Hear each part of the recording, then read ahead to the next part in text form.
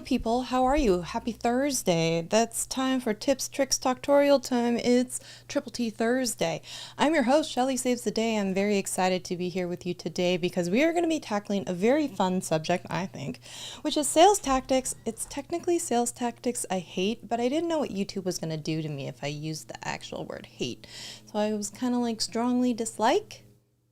We'll go with that. So how are you today? Did you make any New Year's resolutions? What's in your cup? I have lots of questions for you today. So tell me all the things. I would assume Pixelpia has coffee. I would assume Adam's Exploits has Poland Springs water. I mean, come on now. It's just a given. Okay, so let's have a chat about some of these sales tactics that I hate. And one of the reasons why I was thinking about this was because I got one of these like yesterday and I was just like, ugh, I hate when people do this. And then I was like, you know what? We might as well be petty and just have some conversations about stuff that people do that piss me off. So let's talk about that. And then you can tell me along and similarly, what kind of things that happen in sales that piss you off, because misery loves company and we all like to bitch together, right? So, and by the way, for the thumbnail, do I have any people out there that know what the Ew David is from? I put that in there and I was like, only a few or select people maybe would get that, but I was like, okay with it. I'm like, someone's gonna get it. And it's gonna happen for them. Also, I put a question out on Twitter today because I really did have this question. I was like, what is the deal with Stanley Cups? Because I saw this article posted on Twitter saying that basically there was some sort of like riot that happened, not at one, not at two, but at three separate Starbucks inside of Target about this pink Stanley Cup, which is just a limited edition Stanley Cup. And I was like, what is the deal with these Stanley Cups? I've heard that they lose to Yeti in terms of which one will keep a drink cold or hot longer. So what's the deal? Somebody explain it to me, because I literally have no idea. So if you know why they're so popular, I did get some answers on Twitter saying that there was a time when basically a girl's car was on fire and it was the only thing that survived. And then Stanley capitalized on that. And we're like, girl, let me buy you another car. And I'm like, well, that's pretty cool. So do you have no audio? Can anybody hear me? Can anybody else hear me? Give me a thumbs up if you can hear me. And I forget that you guys are delayed like a good 20 seconds, but let me know if you can hear me, okay? Is it just Chantel? Is it just you? Or is it everybody? And if it's everybody, then I look kind of stupid doing the wiggle worm while that's happening to zero and silence. Yes, fixed it? Sweet. Okay. So let's have a chat here. Sales tactics that I hate. And this, let me see if I can pull it up.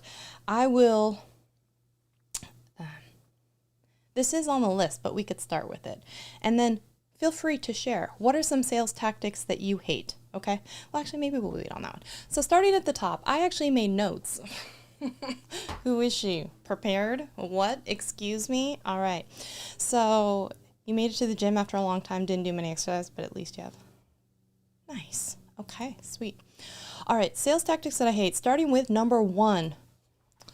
Limited edition items that aren't actually limited edition, okay? If you have ever experienced this, let me know, okay? So one of the things that happened, so there was a company, and I say was in a past tense because they have since subsequently gone down under whatever, what have you.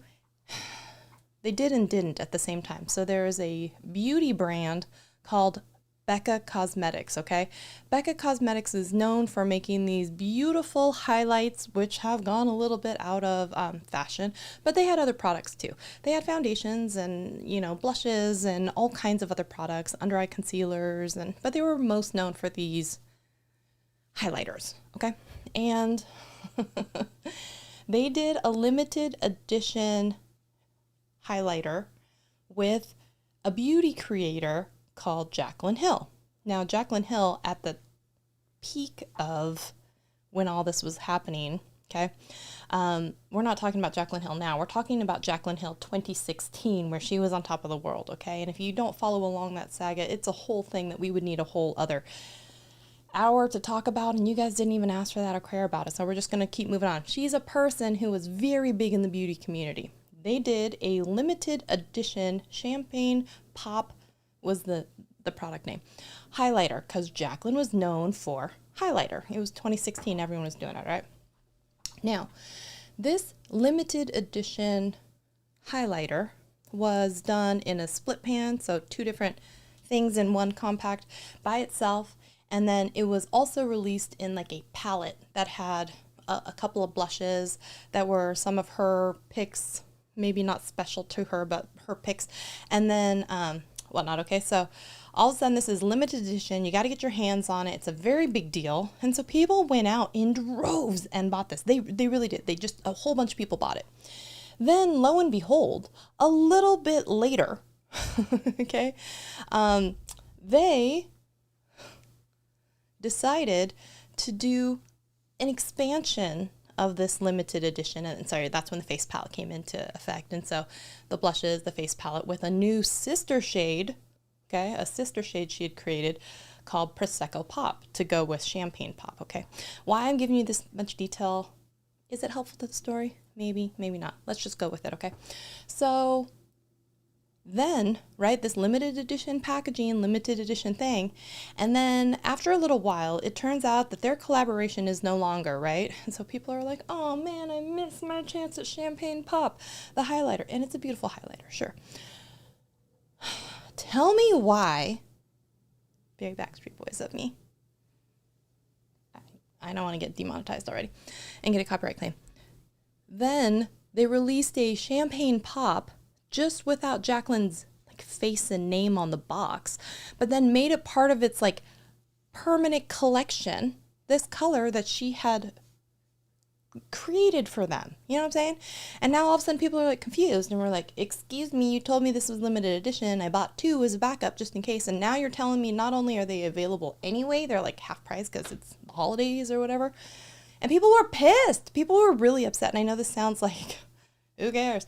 But that's not the first time that stuff like this happens, okay? It's like, it's supposed to be limited edition. You're not supposed to be able to get it anymore. And lo and behold, you can still get it. Now, the other thing that happens with that are not just things that are supposed to be limited, but then the emergency sellout slash, this happens again a lot in makeup. And we're like, oh my God, we have limited quantities. You better get there early and order, which I understand for an indie brand. But some of these big brands, they go and then they say they're sold out. And then immediately in like 2 weeks, let's say, they're like, we have a restock. Okay. And then what's really pissy for all the people is when you're in makeup and manufacturing, it usually takes somewhere from 2 months, 6 months to sometimes order product, get it, because a lot of it is made Italy, Japan, China, and then shipped and like customs and all this stuff. So it is almost near impossible to have a 2-week then restock unless you're ColourPop and you're in California and you're pressing out the palettes yourself, which is why ColourPop is kind of known as this fast fashion of makeup, and they put out so much because they can, because it's all in-house. That's a whole other video which none of you have ever asked for, and if you're actually interested in the history of ColourPop as a cosmetics brand, my friend Kelly Gooch did one over on her channel. You could check that out. And that's one of the reasons they grew so fast. If there was some trend happening, all of a sudden they were like, oh, we have a color palette for that. Here you go. So when all of this is like going down, then you have these influencers coming out being like, guys, my palette's restocked 2 weeks, and now you can do it again.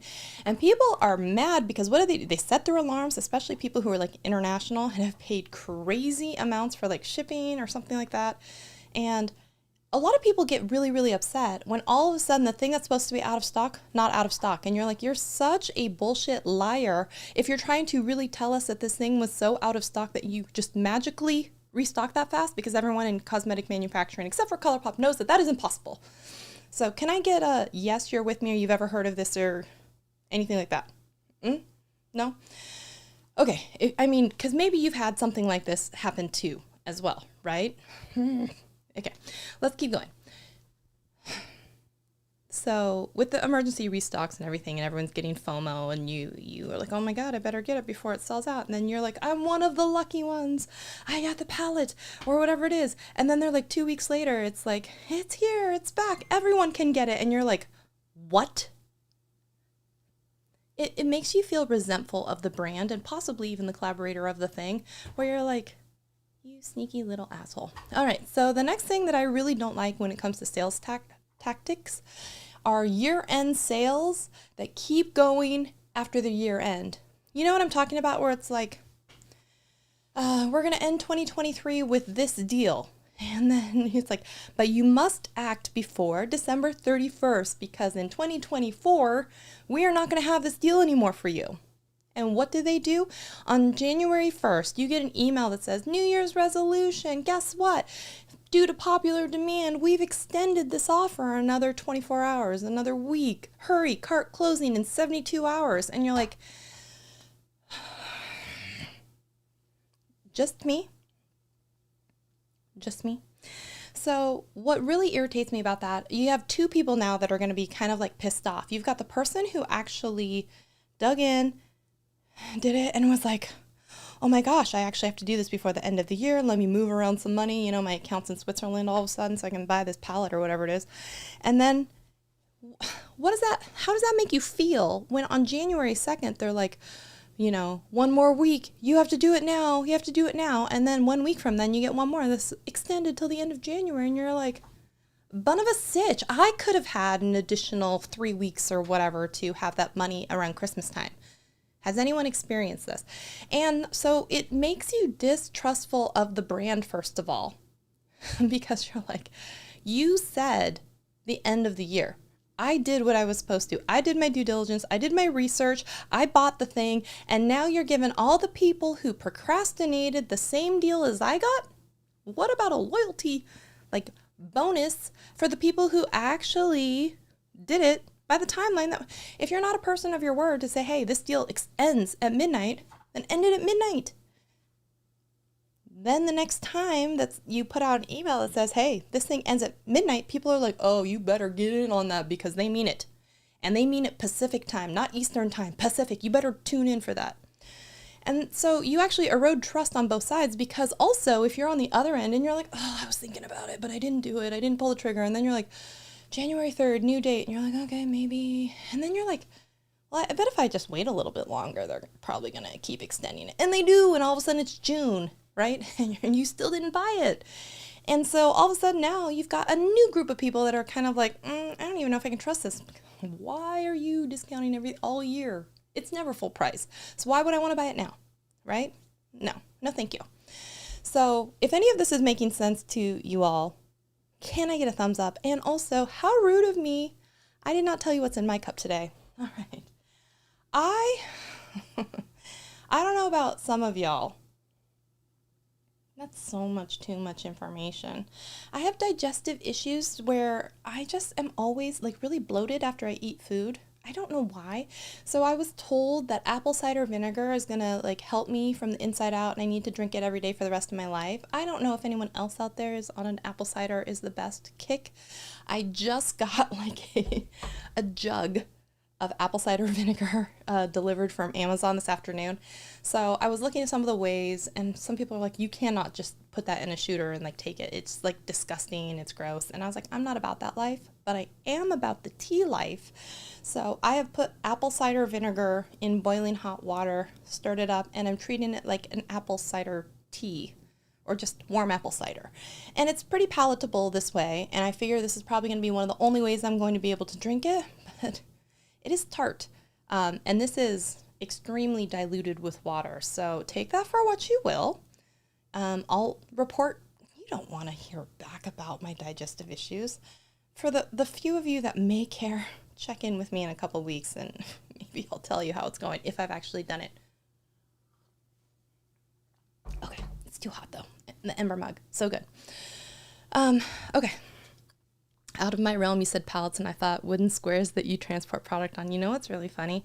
I was doing some research. It's really just online shopping and browsing earlier today because I've been seeing all these videos. Like I bought cheap Amazon returns, a pallet of Amazon returns. I bought returns from Nordstrom, like Hope Scope and all these different channels. And so I started looking at it. I'm like, what would it cost? It costs a lot. Okay, first of all, like, let's say $1,500 for the pallet and then like $500 get shipped to you. And like, you all know I have a problem with too much stuff already. My husband would probably die or kill me if I was like, oh, here's a 360-pound pallet coming here, but maybe I can sell some of this stuff on eBay. Anyways, someone should take the computer away from me. Okay. Howdy do, home rapid repair. Good to see you. Apple cider vinegar is the worst for your teeth. No, don't tell me about this. No, oh no. But to this effect, I told my husband that I am trying to clean out the house a little bit because I listed a phone on eBay and I already have a bid on it. So, I mean, this will be leaving the house. So, I mean, that's a little bit of cubic square inches recovered. And this that I got when I went to the baseball game last year, they were giving out bobbleheads for Shohei Ohtani, which is now a Dodger. And I looked online. I was like, is anyone buying these? Yes. The answer is always yes. People are buying the most random stuff. So there are these. It's a bobblehead selling for like $50. I listed mine, I think, at like $29. And so someone bid on it. So eventually this will also leave the house. So if you think about it, I mean, look how much like space I've recovered in the office. This should be rewarded by buying myself a new pair of boots. Don't you agree? Yeah. Thumbs up if you agree here. Thumbs up this video if you agree, but also give me a boot emoji in the comment section, all right? Okay. Adding some honey. Mother in it, the sediment you see in the bottom. It does say mother and it says organic. So I got this thing, it said organic. There was something about mother and I got like a big old tub of it. So almost half a boot. All right, so the next thing in sales tactics that I really don't like, okay, cold pitching in the DMs by someone who has done zero research about me. And so this is where this video idea came from, and maybe I can, let me bring it up. So it was done via Instagram, which, if you know me, is the platform that I don't even like. I'm very rarely on it, okay? And just let me read you this little back and forth exchange, okay? Hi, are you still accepting students? And keep in mind, here I'll show you, this guy where it says he does not follow me, right? So this is someone new to me, okay? And it says, okay, and also keep this in mind, 174,000 followers over 36 posts, which fine, maybe you've deleted some posts, okay? Sure, but when you then look at his profile, these are the types of posts that he has, like very generic stuff.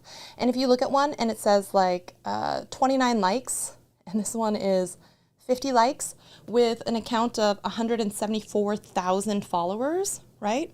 I'm like, well, first of all, this is how you spot a fake influencer. Gross. So gross. Okay. So I said, hi, yes, we are always accepting students because if it's a 12-week coaching program, I am accepting students on a rolling basis because it's a schedule that I and the student deem worthy. So they said, okay, awesome. What exactly is entailed in your program? Now, here's the thing. One of the things. There are many things, okay? There are many things. It is not hard to find information about my coaching program. You can go to shelly.fyi. You can go to shelly.videos. You can go to ShellySavesTheDay.com. You can go to Shelly. Like, there are a million sites. You can go to content. All of them come back to not only my website, but it goes to the very first homepage that says services. It says work with me, consult, 12-week coaching. Now it says content minis. It used to say channel evaluation, but I didn't sell a lot of those. And now I'm actually just like, I want people to know about content minis. So I put it on my front homepage. So I sent them basically the page specific to coaching. And I said, here's the coaching, but I'm having you know, I would not normally be this like curt. Yes, I would. Or blunt, but yes, I would. With someone who I thought was a real prospective student, okay? Like, I'm a hard ass, but I'm not as hard of an ass. We'll get there. So I was already pretty skeptical because of course, like as soon as you message me and you say something like, I want to be a student, I'm going to come look at your profile, which first of all, you don't even follow me. And when I'm looking at your engagement at 29 likes with the 174,000 or whatever, and it's really about an automated systems AI thing that you want to pitch me, which I think is what you're getting at. Then I'm getting annoyed because I'm like, stop wasting my freaking time. Okay, this is why, well, one of the reasons I have trust issues. Oh no, I have a thumbs down on this video, which means this person's watching. Yes, I'm talking about you, Sean. Talking about you. Oh, it's funny. Ecamm will let me know there's a little thumbs down indicator, so they found me and they've thumbs it down. Okay, Sean, keep listening. But wait, there's more. You kept going. So I gave the link and I said, this page provides a detailed overview of what I cover. So please read it over and let me know what questions I can ask, what I can answer for you. Okay. So I'm leaving the door open. If you are actually in fact interested, read this because it is pretty in depth in what I cover. And then I don't want you just to say thanks. I want you to respond with a question. That was very, very pointed in why I chose to say it that way. Oh no. And then the thumbs up counter went down. Okay, if you guys are watching, can I get some more thumbs up? Because the thumbs up counter went from 6 to 4. And then the thumbs down counter kept going. So help me out here. I guess people don't like it when I rant. Sorry. Okay. So he responds and he says, okay, awesome. I'll check that out. And I give him a thumbs up emoji. 2 minutes later, 3 minutes later, 2 minutes later. So unless you're like a really, really, really fast reader, you did not read it. Okay. You did not read it. So he says, wow, I didn't realize how in-depth and unique your program was. And I wonder if he would have said that if I would have just sent him to the homepage of krispykreme.com, because honestly, you didn't read it, okay? So then the next is, do you solely focus on YouTube channels or do you do other social medias as well? And I said, I focus on YouTube. Everything else is supplemental, but not the main focus. And that is true. Like I'll help anyone with any other platform, but usually the main focus that I have in the 12-week YouTube coaching program is YouTube. So he says, oh, okay, that's cool. And then he says, with how in-depth your program is, how long have you been doing this coaching? And I'm like, oh, sweet summer child. Even in my bio where it says, like, I've worked with these people. Here are some people with some testimonials. Here are some things I've picked up when I worked with these companies. I'm like, you could even read that and then know, like, some of my experience. And I'm like, this guy. So I said, I'll be honest with you. It's very obvious to me that you've bought your following and you're in the business of trying to get people to buy whatever it is that you're also selling. If you're not actually interested in starting or growing your YouTube channel and you're just doing a conversation with me to pitch me, I am not interested, right? So that is pretty straightforward, pretty honest. And I'm just like, here are some things I witnessed and observe.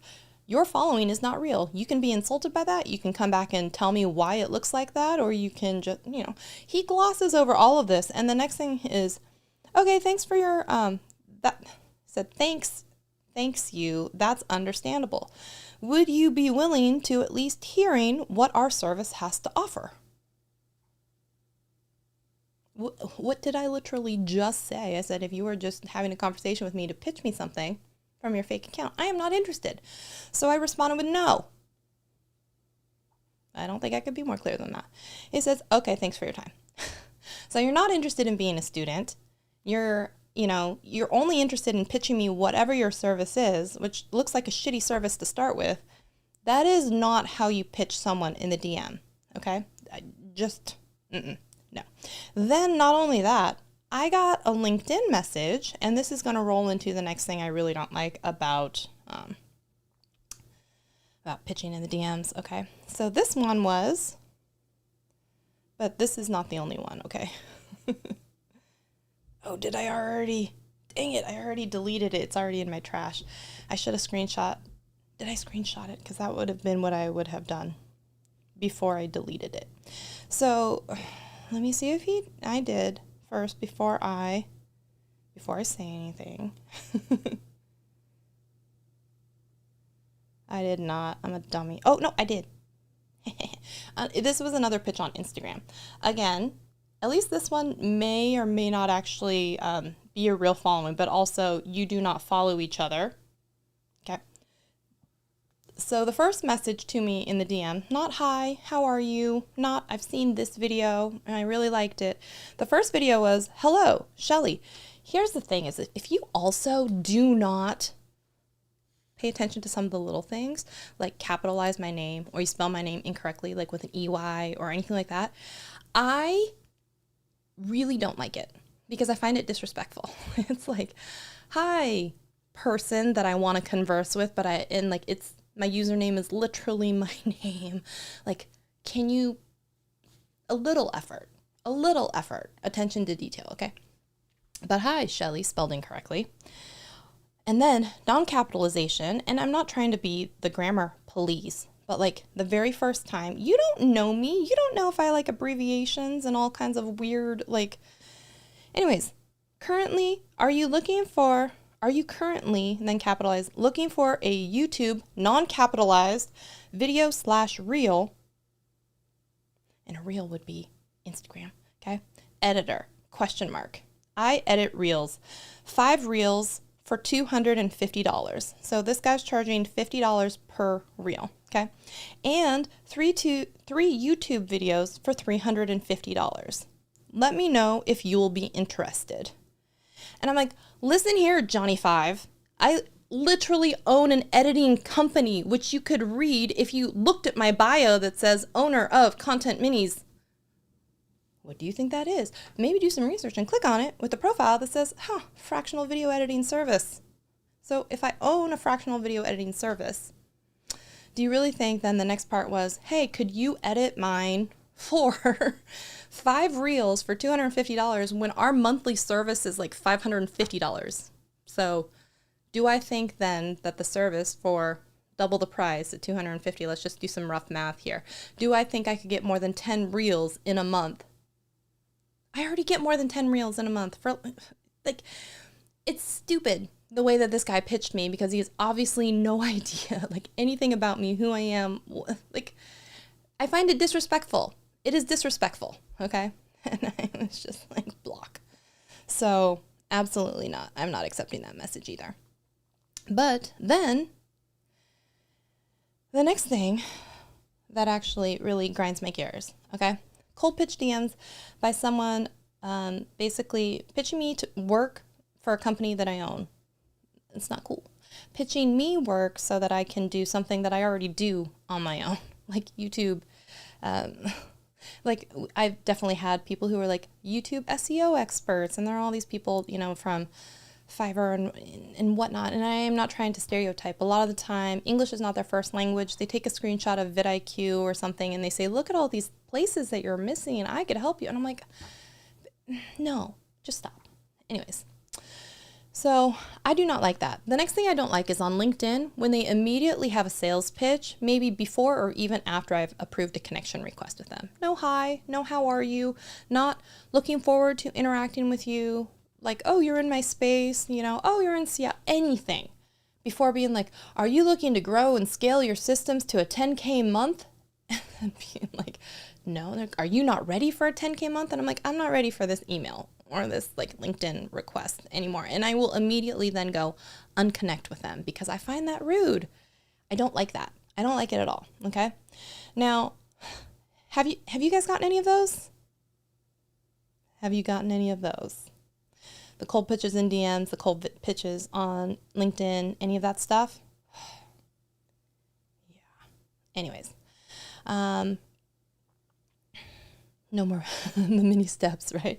And you see all that room that I'm recovering? I look for your posts there and on. You know, I don't mind Twitter. So I love like interacting on Twitter. I'm not an Instagram fan. It's not my favorite. Let's pitch people who teach about social media and content creation from a fake account. Seriously, I know, right? And then you're connecting even the best, even though Shelly doesn't post there often. You know what, though? And I've said this before. I'm just being a little brat because, honestly, there is a lot about Instagram that you can like, including the ability to DM people, have voice conversations with people, to text them in the DMs, to send photos, okay? Like, it should, the ability to group messages into certain types of like categories, there should be a reason that I like it. The stories, I like stories. I like stories more than posts.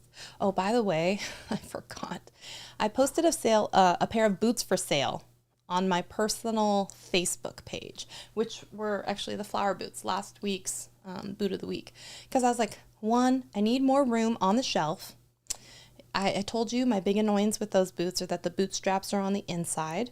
And I'm just like, I have these white boots and these white boots, so I don't need two white boots. And so because I'm annoyed by the boot poles, I was like, I'm going to sell these and then I can put these boots, which you can't see right now, but I have like 3 pairs of boots sitting over here because there's no room on the shelf. And so I would like to put these boots up, but I got to take the other pair of boots down.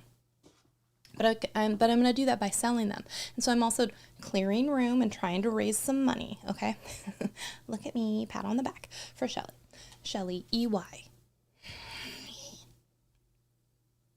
Anyways, the next kind of sales pitch that I do not like, okay?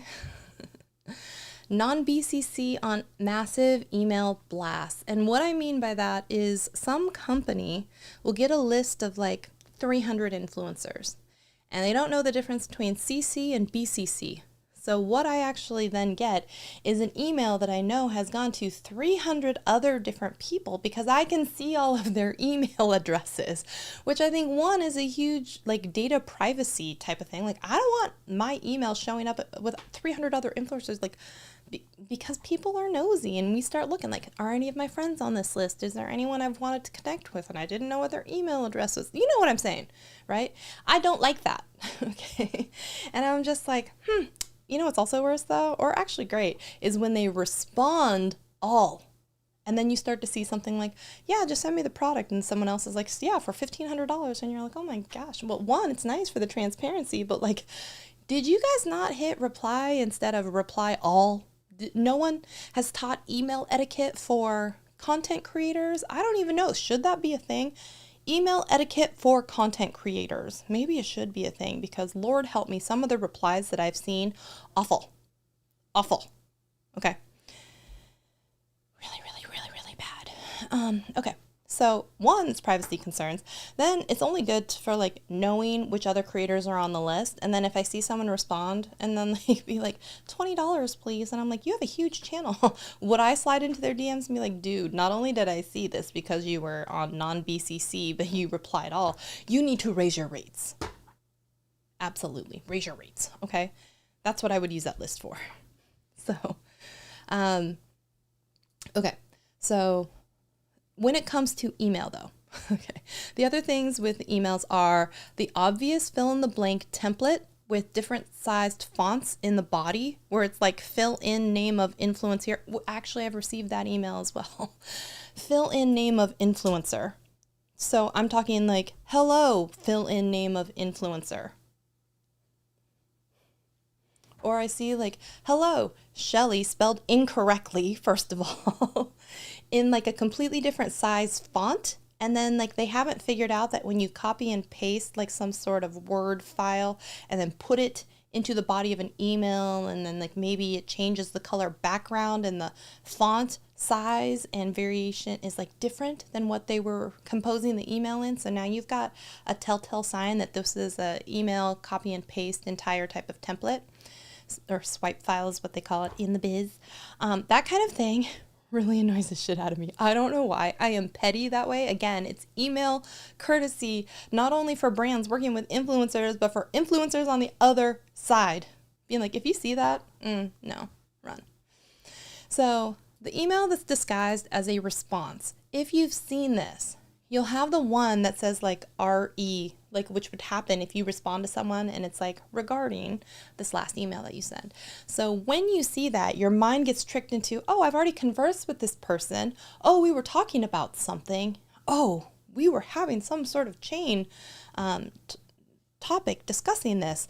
And then you find out it's like, hey, good day, blah, blah, blah. Like absolutely the frick not, okay? The fake response email that is not like an actual response to an email, but it's the first time you've ever talked to this person, absolutely not. Gross. Gross. And you know what? Maybe we need to have some rules when it comes to creators and email and brands and email, because when I see that, I'm like, oh, nope, no. Do not fake that we've had this conversation. Give me anxiety that I failed to follow up on something, which has happened. But that, no, not a dirty little ploy. Okay. So the never ending loop of following back up, floating this to the top of your inbox, blah, blah, blah, from someone you've never communicated with.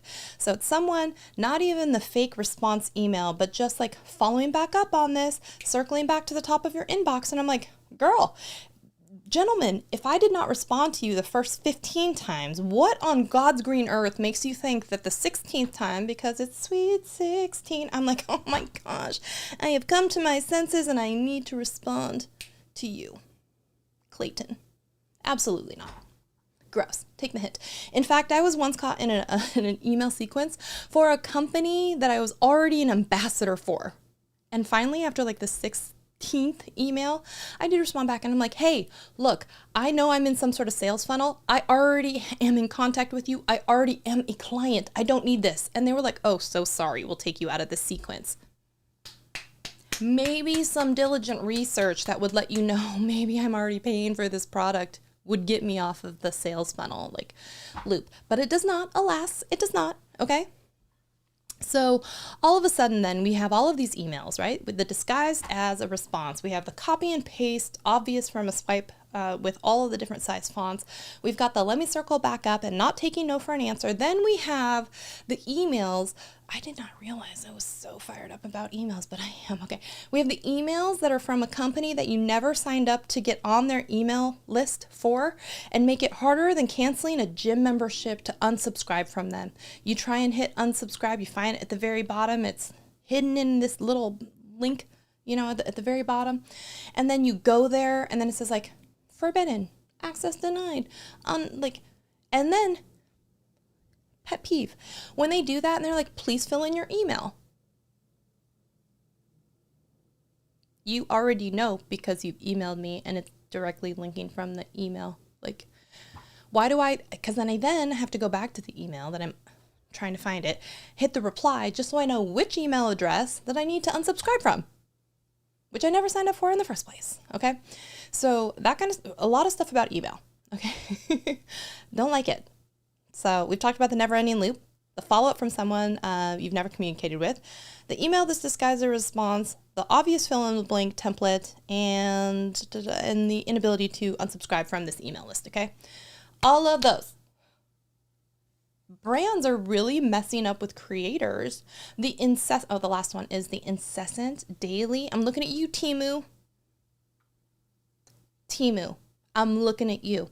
My girlfriends have shared basically what their email inbox looks like, and they'll have what's funny about it is they have 6 different people from Temu all sending an email a day. So if you just look, it is just pages and pages and pages of this. And it's just like, obviously the people at the company together, not even cross-referencing with themselves, saying like, this influencer manager or outreach person has this person already on their list. No, it's one list that all of them are working off of. So 6 different people will all email you the same copy and paste response about doing a sponsorship with them, which is just free product in exchange for a YouTube video, which that's a whole other. Okay, for like $20 worth of product overall. And you want a full YouTube video? I think the F not. Absolutely not. For your shitty stuff that's going to break on the first. Anyways, I digress. So it's like sometimes the people at the companies aren't even chatting with each other about the sequences that they're putting all these people through. People get annoyed AF and they're like, I'm never working with this brand again. I cannot tell you how many women on this trip to Charleston that I went to were like, oh my God, it's incessant. It's never ending. I will never work with them. I put them on my block list. Absolutely not. Won't do it. So if you think that mass emailing and then just like hitting them up every single day is going to help you out, like win over some influencers, absolutely not. You'll piss them off and they'll never want to work with you. Okay, if this is making sense, can I get a thumbs up? Because my thumbs down counter has gone up. I really have pissed people off. Maybe it's the people from Temu.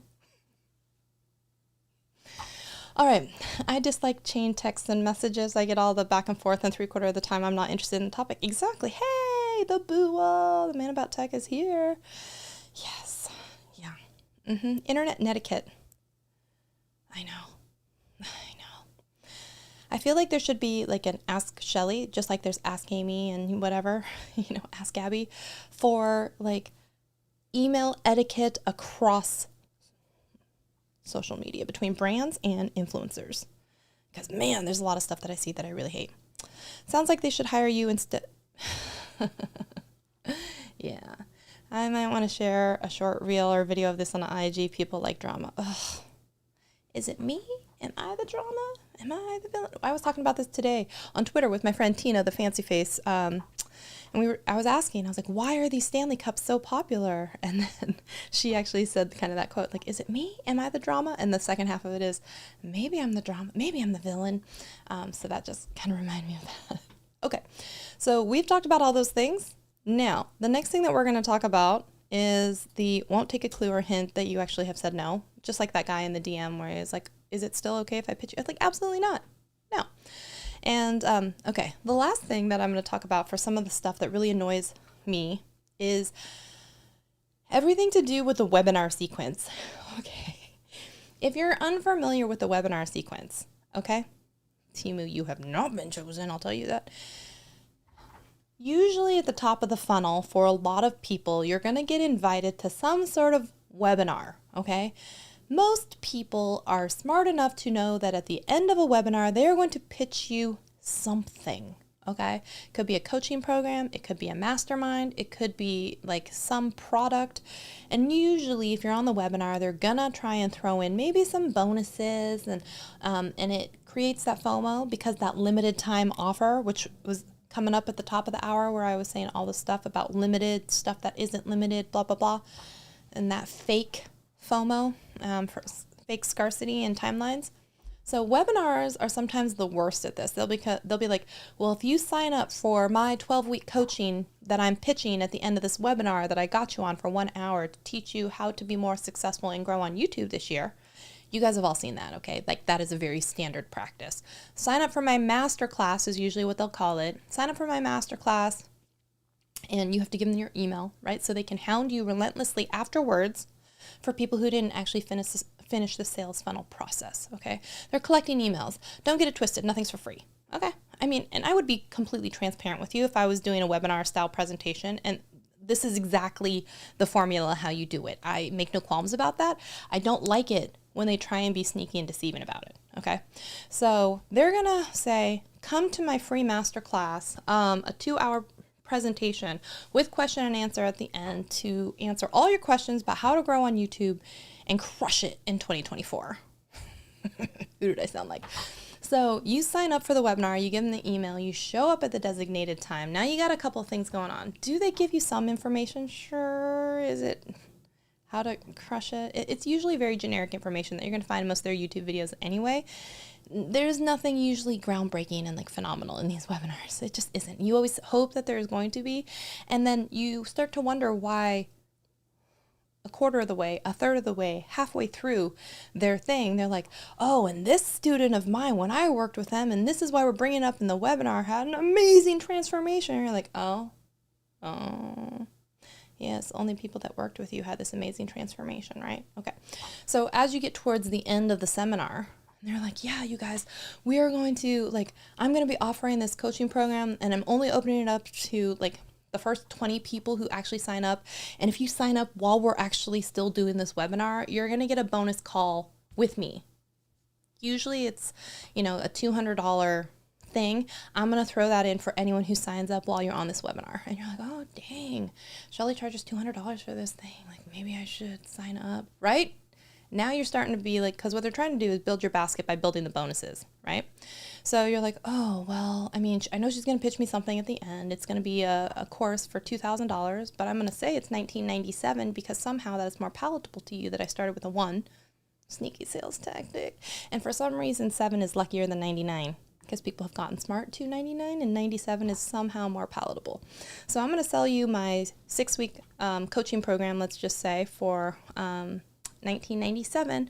But if you sign up with me while I'm on this webinar, before the end of it, before we hang up on this webinar, and I'll stay late for a couple of questions if you have them, I will give you a 1 hour consultation with me, which I usually charge $200 for. So make sure you know that this is going to happen, and keep an eye on the clock, because when the time is over, like, the basket will be closing, and this offer is not going to be available if you decide to buy it tomorrow. If you decide to buy it next week, it's only available to the people who make the commitment while they're on the call right now. Do you see what I'm doing here?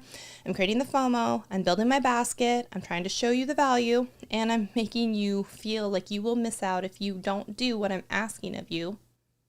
And I'm giving you a number that sounds more palatable than $2,000, okay? These are all very, like, innate. This is age-old stuff in sales, okay? So now what is happening, okay?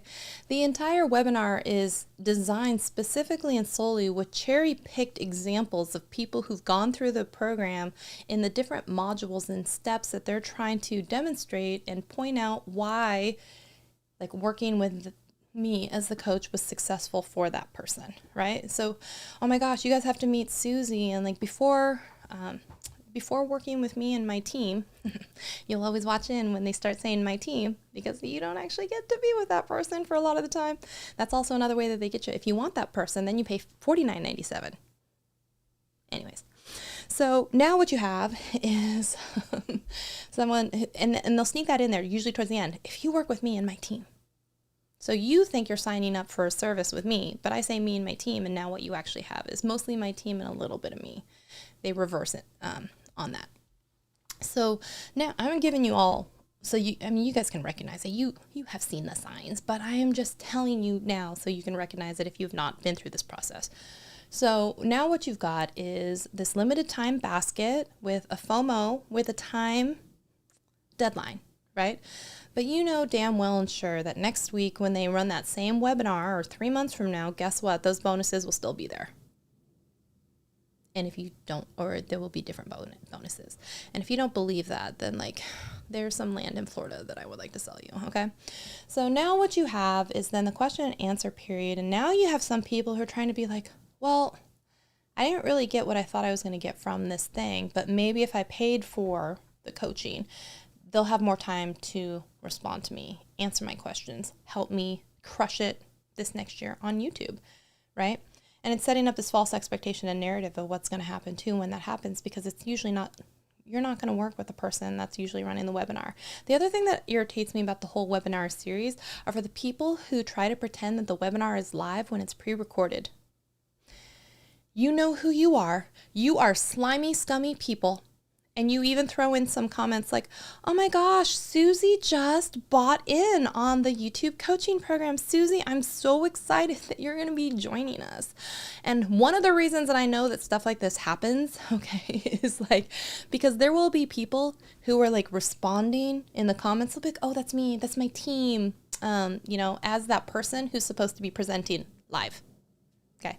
And then when you call them out on something like that, oh no, that's Jill in our office. She's responding to people. She's just responding to people. Okay. Okay. Best believe that person might just be sitting in their office watching the whole video play out, grabbing a couple. You can always take a generic name like Sarah or John and be like, John has a question about this. And then all of a sudden, lo and behold, oh, you guys, we've run out of time and I so wish I could get to all of your questions. Guess what? They were never going to take your question from that webinar in the first place because they're not even there live with you. That's a lie. They're there live in the comments and watching the back end of their analytics to hope that people are converting into sales, right? So then what they'll say is like, oh my gosh, you guys, Susie just joined. That's amazing. And that's funny because you're like, there's no Susie that's in this chat, because you see all the people that are like, oh my gosh, I'm so excited for this, right? You just take a couple of generic names. This stuff happens, y'all. It happens, okay? And I'm just trying to let you be aware of it. So, the webinar that does not do a good job of just having something of value before you get to the sales pitch, because some people build really shitty webinars, and I'll just have that. And then they'll take that webinar that was supposed to be limited edition and then be like, oh my gosh, you registered for the webinar, but you weren't on it. Let me send you the replay of it so that you can watch. And guess what? If you sign up for the things during the replay period, they have different bonuses or the exact same damn bonuses for you that will go until a specific date. Let's just say till January 14th. If you watch the replay, there's different bonuses. What was that? Scared the shit out of me. Oh my gosh, we got a super chat. Super chat from Pixelpia. See, I think that Ecamm is still having some issues with getting the comments on screen. Let me see. I'm going to try. It says add to broadcast, but it's actually not coming up on screen. I may have to reconnect something. Something isn't happening. Thank you so much for your super chat. It says you sold it. We'll book a coaching call with you.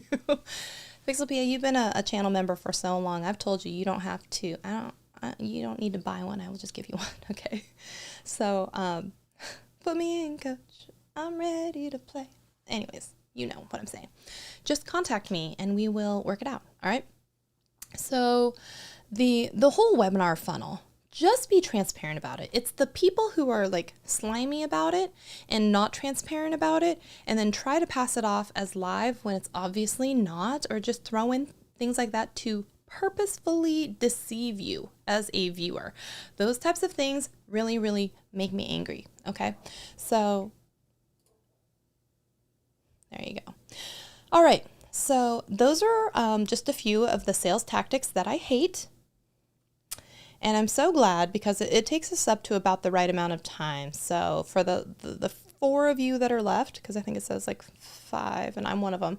So you get to pick a boot of the week and we will talk about said boot. So I know there's a little bit of a delay, so I'm going to let you pick a boot and you put it in the comments and we will do that one, but it's going to take a little bit. So here we go.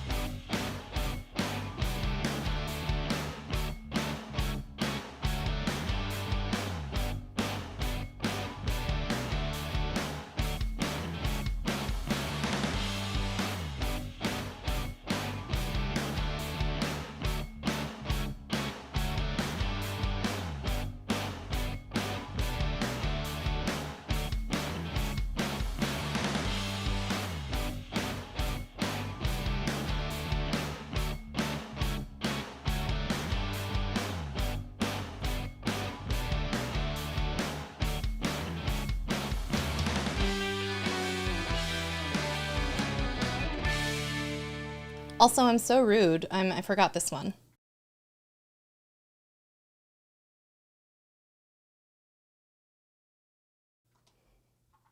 That's embarrassing. I disconnected my camera from the wrong scene. That was supposed to be the super chat animation. So thanks Pixelpia for the super chat. I tried to do it and it didn't work.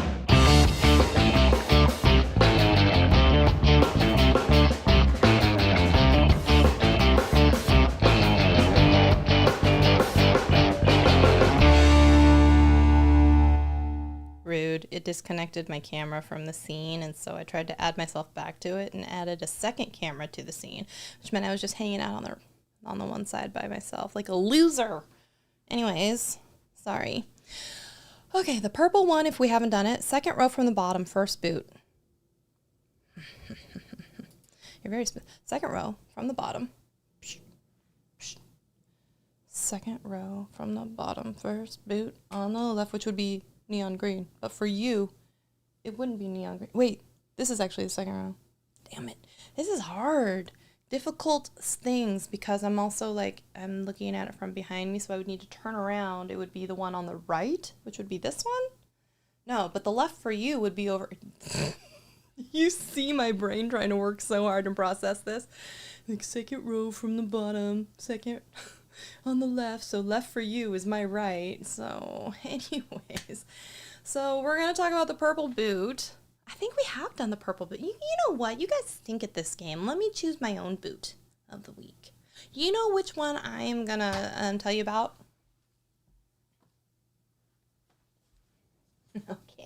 Look, it's more shiny when you like get it up in the light. So thanks for voting, everyone. I'm going to disregard everything you said. So here's my boot. This is the corral. These are laser etched in the leather.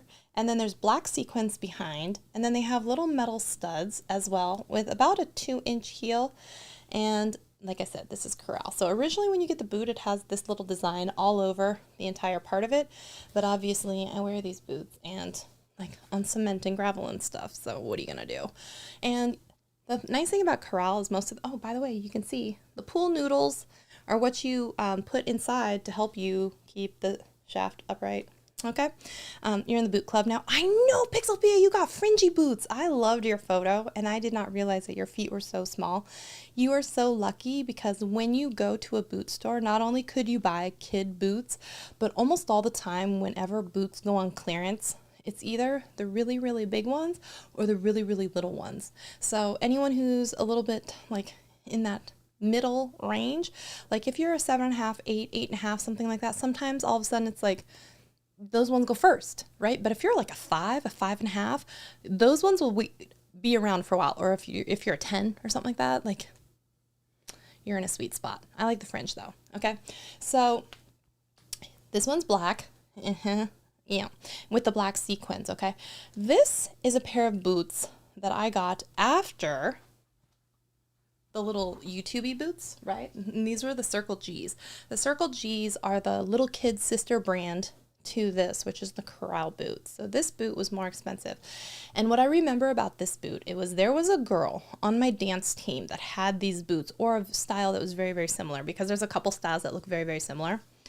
And I remember she had her boots in the hallway as we were kind of like waiting to go into the dance studio, and then she was putting them on. I'm like, oh my God, the insides are turquoise. They were like amazing. Because at that time I'd bought like a pair of cowboy boots off of Amazon. These were like ropers. They were $55. It was my first pair of cowboy boots. I just needed something to dance in, and they were like the wrong size. They were too big. Like I didn't know anything about boot sizing and anything like that. So I just remember seeing these boots and being like, oh my gosh, those are beautiful. Like, I feel like this was a big girl boot. You know what I mean? Where you're like, excuse me, and take notice boots. Her name was Michaela. She's really, really sweet. But I remember then at one point, there were 4 or 5 girls on the dance team that end up having this boot. And so sometimes if we're practicing, we're allowed to wear any boots that we want to. But if we're performing, then we have boots that we're specifically supposed to wear that have, our team logo and stuff on it. But I remember like hemming and hawing and wanting these boots because I saw them. And then I saw like, because as you do, you start shopping for boots. You just don't know. You don't know any better. So I started shopping for boots, right? And I was looking in like Boot Barn, Amazon. I was not aware of such specialty sites as like River Trail Mercantile or like Boot Junkie yet. Like I was a new boot person, okay? I did not know the ways yet, or like the places that you go to find. I did not know that you go to Poshmark and you can buy used boots that are still in good condition for like way cheaper. I was like, I didn't know anything. I was just a boot virgin. So I get these boots, and I've been like putting them, not in my cart, but like, like when you just watch it and you just keep kind of looking around and you're like, that's the boot I want. That's the boot I want. But it was never on sale, because these boots, even though like, so keep in mind, my first pair of boots was a $55 pair of Roper boots, right? So I didn't know, first of all, how expensive boots were.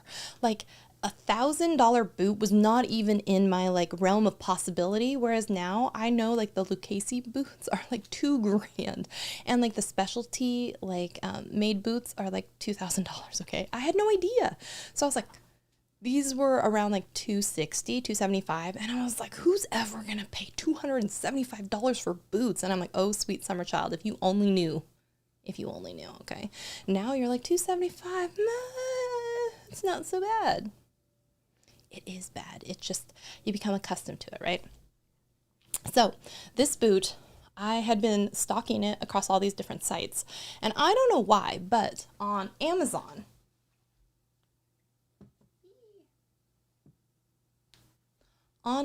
specifically, I would go to that boot page.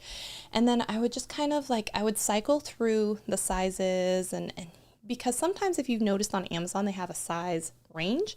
I'm sorry, not a size range, but a price range. They'll be like 141 to 243. And you're like, how is that possible? It's possible because of sizing. So if you got a youth 4.5, it probably would be that. Well, one, they don't have to kill as many cows for your boot, I'll tell you that.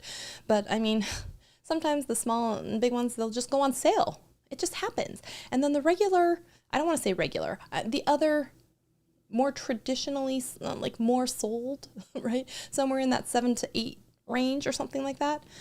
They get shafted because not only do they sell out faster, but they're always full price. Not this day, y'all. One sunny day in whatever month and whatever year it was, it had to have been 4 years ago or something like that. These boots were like 30% off, only in my size. Only in my size, y'all. And I was like, this is a sign from the heavens that I am supposed to own these boots, because if I went half a size up or a half a size down, it was 30% more. And I was like, 30% off, then I can have them tomorrow. And I'm like, say less, add to cart and purchase. And then I got them and I was like, they're so pretty. And I wore them and I love them. And they're one of the most comfortable pair of boots that I have. I will tell you, if you are going to get corral boots, they seem to run true to your street shoe size. So if you are an 8 in a street shoe, you're an 8 in a corral. However, not every brand is the same. In fact, a lot of them are different. So if you're an Old Gringo, sometimes you're going to go down half a size. If you're in Sendra, you're going to go down maybe sometimes a full size. If you're in others, they run small and you have to go up.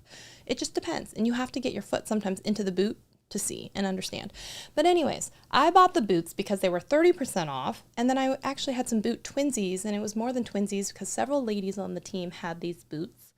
And it was a special time because I'd get to dance in my boots. And this was my fancy pair of boots because I only had my $55 pair.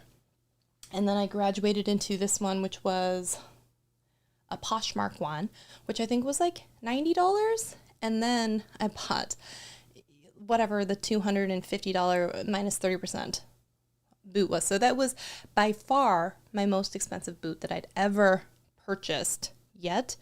And they just remind me of like a young, innocent time. I didn't know any better. And they're still one of my favorite pairs of boots. And I think they look like really, really, really, really nice, especially when you're out there and dancing and the light hits it. And I didn't realize it then, but it also kind of set off some of my love for a little bit taller of a shaft in a boot. I've had some boots that are around 11.5 to 12 inches.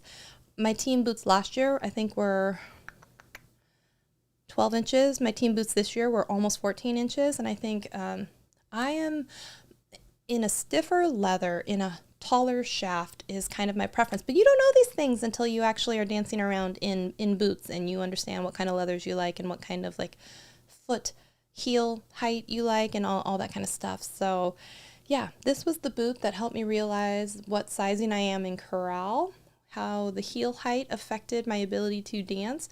And they made me feel cute and like fashionable because they were my most fashionable pair of boots that I had ever purchased and my most expensive.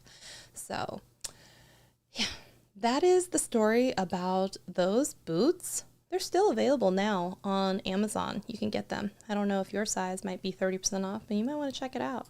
So any last comments, questions, concerns? It says there's 9 people here yet. If you haven't yet, give this video a thumbs up because it says there's 8 thumbs up. And I would like to hit double digits. Okay, that would be great.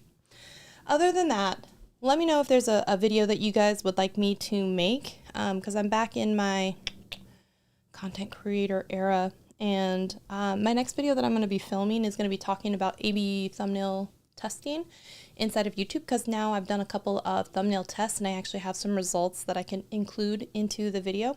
So I'm excited to share that video with y'all because I know some people still don't have that feature yet, but they will be getting it later on this year. It will be coming for everyone. So thank you to the person who liked. Now we're at 9, so if one more person wants to do it, that'd be fantastic.